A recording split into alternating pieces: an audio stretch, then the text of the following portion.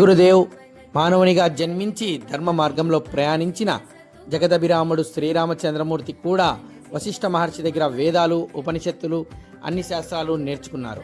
విశ్వామిత్ర మహర్షి దగ్గర బల అతిబల విద్యలు నేర్చుకున్నారు.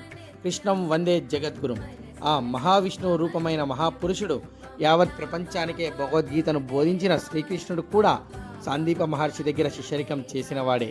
జగద్గురువు ఆదిశంకరాచార్యులు కూడా గోవింద పాదాచార్యుల దగ్గర శిష్యరికం చేసి హైందవ ధర్మానికి ఉపయోగపడే సౌందర్య లహరి, శివానంద లహరి అని ఎన్నో గ్రంథాలను అందించారు. అద్వైత సిద్ధాంతాన్ని బోధించారు. నేటి సమాజంలో తల్లిదండ్రులు ఎలా ఉన్నారంటే, తమ పిల్లలకు చదువు రాకపోయినా పర్వాలేదు, మా అబ్బాయిని కొట్టకండి, మా అమ్మాయిని చిన్న మాట కూడా అనకండి అంటున్నారు. ఇంకో విచిత్రం ఏమిటంటే, కొందరు తల్లిదండ్రుల గురువులపైన పోలీస్ కేసు పెట్టడానికి కూడా సిద్ధపడుతున్నారు. ఇది మనకు సిగ్గుచేటు.